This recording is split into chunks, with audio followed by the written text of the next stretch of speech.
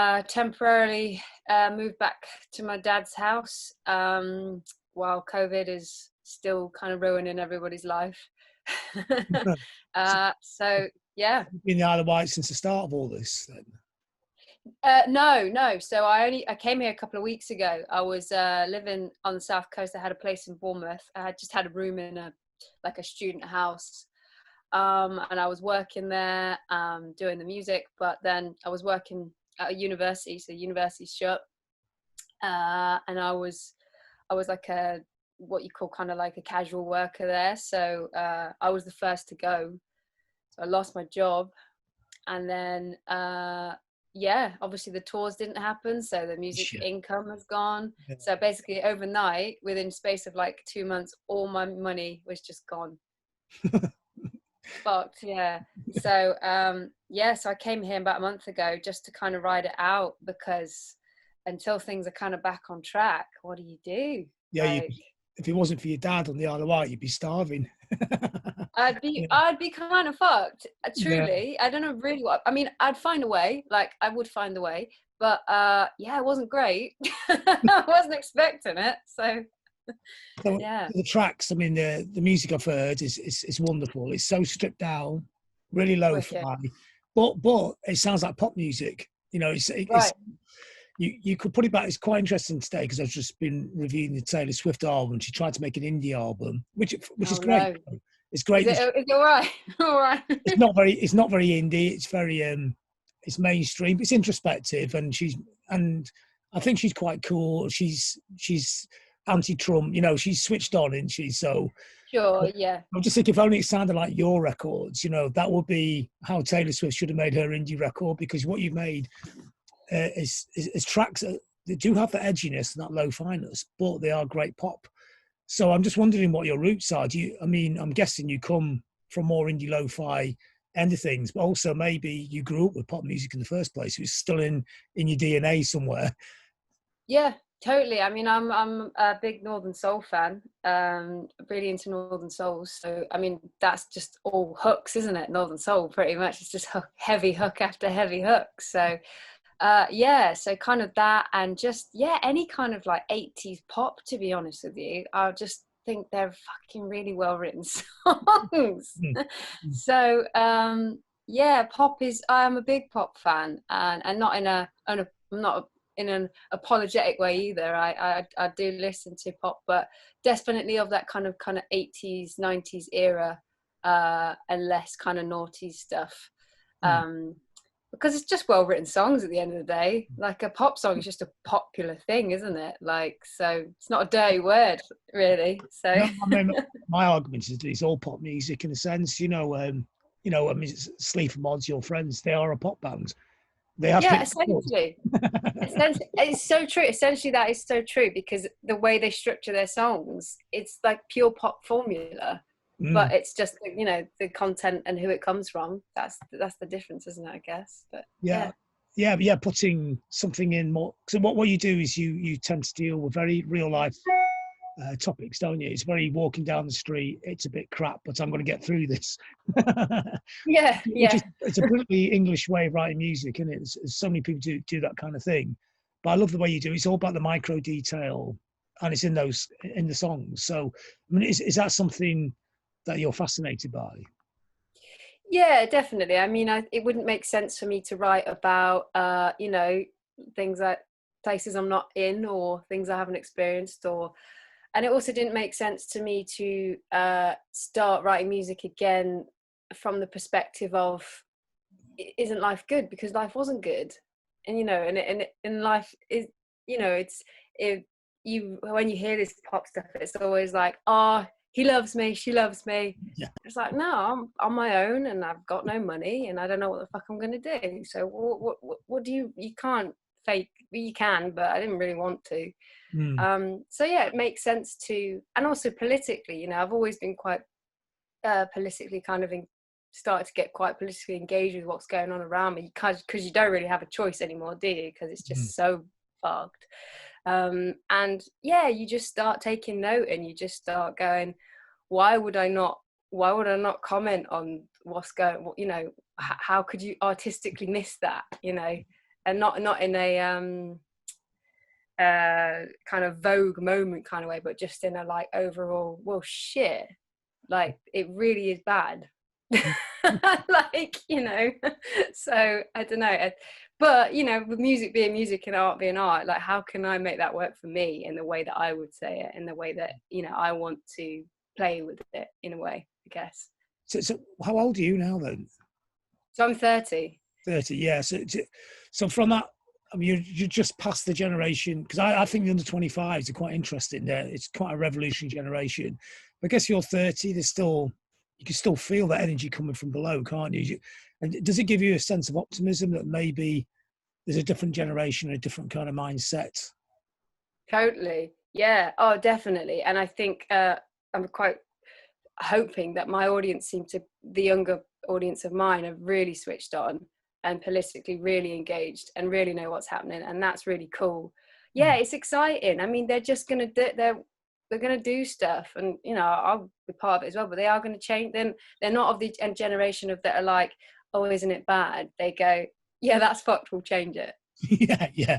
You know what I mean? Like they do. And that's when I was at the university I worked at, you know, there's even there you could feel that people be like, oh well, but if that's wrong, you just don't do it. Yeah. And people be like, oh, we didn't really think we could not do things that way. And you're just like, yeah. So no, it's exciting. I think it will. I mean, we've seen examples of it already, haven't we, with like the statue stuff and how that kind of set a precedent for around the world. People looked at Bristol for a minute and went, fuck, we could tear down statues. It was like, yeah. I know for years people used to say that English people wouldn't do stuff like that, but now they do. Yeah, it's great, it's brilliant. Like, yeah, it's only a good thing, isn't it? Like, it's exciting as well. I find it quite exciting. I'm like, come on. Yeah, no, I don't think it's not a negative on the country, it's a positive. It's actually like, let's celebrate what we're good at, you know. Instead of slave owners, let's celebrate our pop culture. Or there's a lot of good in this country, but it gets hidden behind the Colstons, doesn't it? And the bad stuff. Of course, yeah. That's what I mean. Yeah. I think when you watch, didn't you? Say that again, sorry. Oh, you lived in Bristol, didn't you? Yeah. So I was supposed to be going back there prior to COVID. I'd planned to move there, and I was going to base myself there again. And it kind of just put a spanner in the works. But I will get back there. That's where I'll head off after this kind of short period. I'll head back to Bristol. It's just it's a great city, Bristol. It's got good energy about it, Bristol. I mean, people slag it off. I'm one of them. But it's kind of gentrified. The way it's getting more and more gentrified, but it's got a good heart, it's got a good soul. So, well, gentrified sometimes is a code word for young people moving into town. Yeah, it can be. That's true. I mean, I suppose it's the kind of when all the Starbucks start ripping down all the independent places.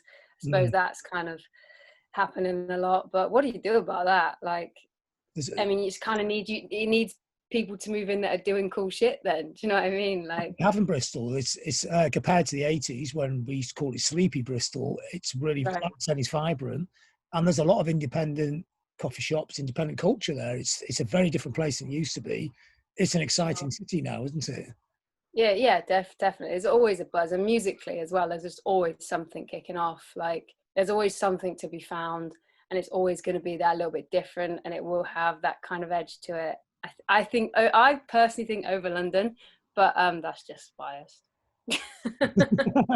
Well, you could have a good argument there. I think London is too gentrified, too expensive for people. You can't afford to live in London and do your music. Oh, fuck no. No, I mean, it's not even an option for me. Like, oh, don't get me wrong. In my head, when I was 18, I had that same bohemian dream as everyone else, that I'd go to London and I'd find a great group of bohemian friends and we'd live it out. Fuck no. I cannot afford. Like, if you do even just a couple of days in London, I come home and I'm fucked for like the rest of the month. Like, so yeah, no. There's one thing the virus taught us: it doesn't really matter where you are now. I mean, you can actually be in the Isle of Wight and still do virtually all the same stuff, apart from going out. I'll do that in London anyway. Literally, you know, it's crazy. Like, I'm releasing the record from here, and it's like, yeah, I think everyone's learned that, haven't they? Like you say, like wherever you work now. I saw a thing. It was really funny. I saw a thing the other day where, like, I think it was Barbados, right? Put an advert being out being like, if you're working from home, move to Barbados. It was literally like by the Barbadian government being like, come and live here. It's Yes, like, yeah. fuck, why do I live in Croydon? I fucking live in Barbados. Like, yeah, but it's funny. So from Bristol, was that where you got to be on Invada Records and got to know Jeff?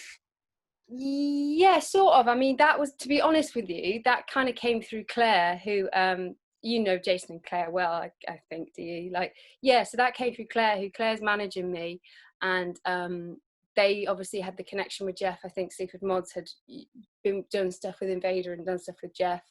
So Claire kind of hooked us up, and yeah, I think and hoped that, you know, Jeff was kind of into it and just wanted to do something with it. So yeah, just kind of took it from there. How much has he actually done to it? Because I know you write a lot on Garageband, which I love, because Garageband is I use Garageband, and it is ace, isn't it? It's, you know, yeah. people snob sneer at it, but you can write a song in 2 minutes on Garageband. Oh, totally. Right. The thing is, anyone that slags off GarageBand, in my head, I'm just like, so what do you need to write a song then? Because seriously, like, it's an idea and it records your idea, and then you can play with it as, you know, you can take it from there. But yeah, no, I did. And I continue to use it. And because it's easy. So if I have an idea, and because I play stuff in mostly as well, so I can play with beats and stuff later, but probably the same for you. But yeah, it's easy, and you just want ease when you're writing a song. If you're demoing stuff, it's like, why would you need this fancy? I'm not getting Logic Pro and spending my life wasting on like little sound, like, fuck off. I'll do that if I need to later in the studio, like. But yeah, so I do that. Yeah, Do you sometimes sing the beats in as well as using loops? You sometimes sort of sit there, go boom boom boom boom like that, or yeah, I mean, to be honest with you, yeah, sometimes it's kind of just in my hair, or what I end up doing often is just play them in. So I just have my little MIDI key synth, and I'll just play them in, and then just from there work with a beat. And once you've got a beat, you're halfway there. I always think that once you've got the beat down, it's like, all right, the rest kind of does itself now in my head. So so when you play live, and I've just seen bits on YouTube, because obviously this is not an easy time to go and see you play live. No, yeah. Do you use GarageBand for that as well? Is it like Sleaford Mods, but even more minimal? it's just an iPad and you and go. Basically, yeah. So what's been interesting about this time is that I've kind of had a little bit of time to play with the live aspect. Because originally I was doing a similar setup where I had the laptop set up and I'd track by track and I'd do it.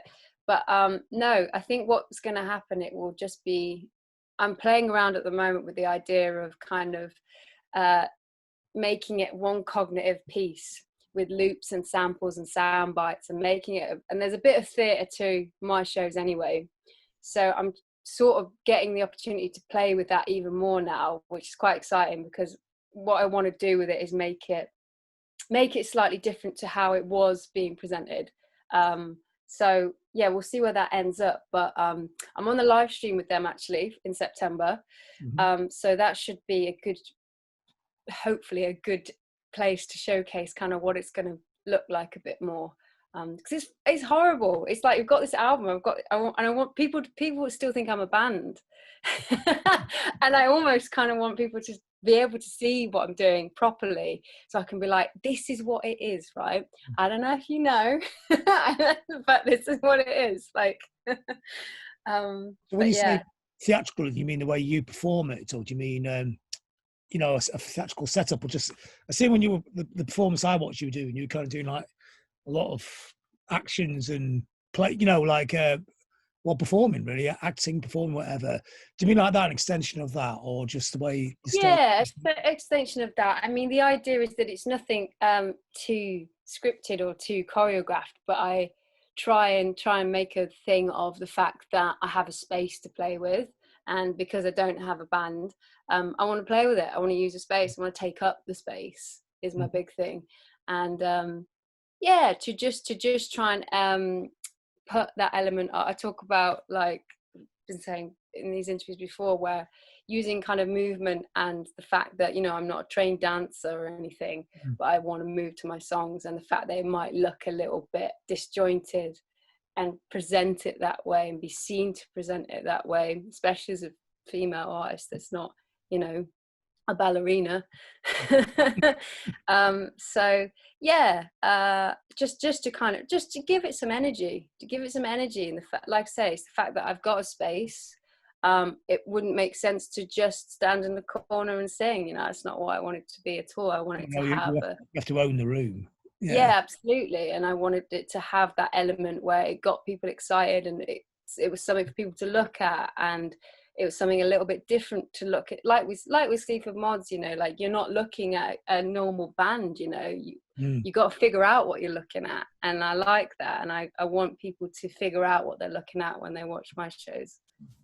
So I mean, you were in bands before, weren't you? You in Bristol played a few bands. I mean, was that a frustrating experience, and you preferred to be on your own, or being on your own was just the logical conclusion of being in bands? No, do you know, it wasn't frustrating. It was really good experience, and you know, I think it's a good place for anyone to start. But yeah, it was never mine, and it was never my kind of ideas or my energy. It was just a way of doing music in an easy way. No, yeah, I definitely got to doing Billy Nomates a couple of years ago because I wanted to just spearhead something, and I didn't want that thing of like, well, you have to spend time getting people on board with your ideas. Like, I got this idea, it goes like this, but I know the drum parts already, I know the bass line already, I know the lyrics already, and I think it should be presented this way. And you get people and they go, well, actually, I have thoughts about things. To be honest with you, I just thought, can't be fucked. Like, no, I know how it goes. So if no one wants to get on board with it, fuck them. I'll do it myself. Like, and it's practical. So yeah, it's so much easier. Yeah, just get so much easier. Yeah. I mean, I don't have to, like, you know, Dave doesn't ring me up 2 hours before rehearsal with a headache. You know what I mean? Like, I just go and do it. Like, yeah. So where do you take this then? I always wonder. People deal in very minimalist music. There's always a temptation, I guess, at some point to bring in the orchestra or whatever. Yeah. Or is it like Sleaford Mods, where you actually just remain within the parameters, but somehow find a way of exploring it? I would really like to stay within the parameters and just explore what are the. I think it's a pretty growing thing in that it's only as limited as you wanted it to, as you kind of make it. You know, like, you've actually got scope to do whatever the fuck you want. That is a big space.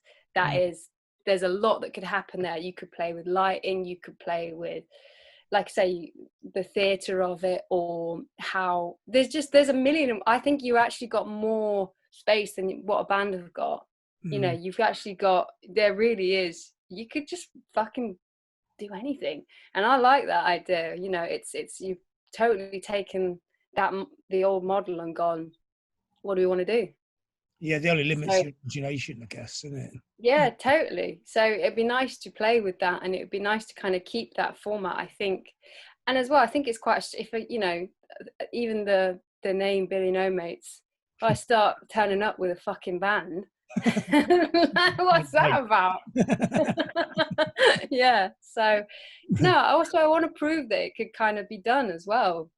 There is definitely an element of that. I wanted to kind of be like, well, especially as a female artist, that you could go and do that. You know, you don't need a band always. You can do it. So where does this go next? I guess it's difficult now to make plans in these times, but I guess there's an album around, and somehow, some way of performing the album, just trying to make a way of making it work in this kind of weird period. Yeah, I think, well, yeah, so the album's out in a couple of weeks. So it will just be the evils that are social media, is to try and get that out as much as possible. But yeah, it's things like, supporting Sleaford Mods on their live stream in September. That's something I'm aiming for at the moment. And like I said, playing with how I can present that, and taking a bit of time on putting that together. But then, yeah, from there, what I'm hoping is that, I suppose any artist is kind of hoping, is that things will slowly start feeling a bit more like we can move and we can go and do a session somewhere, or we can go and do some radio. Do you know what I mean? Like, because at the moment that's still not really an option.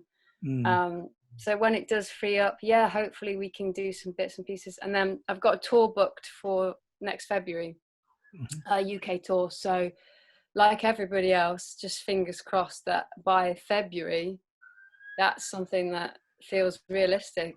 That's as far as we've got. It's like trying to make plans on a marsh, isn't it?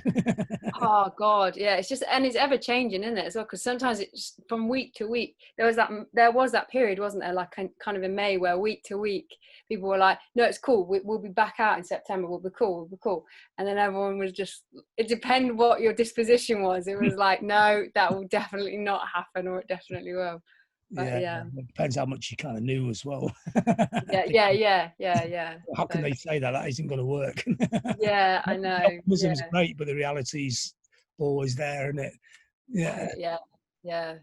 Brilliant. Well, that's great. That's stuff I need for the piece.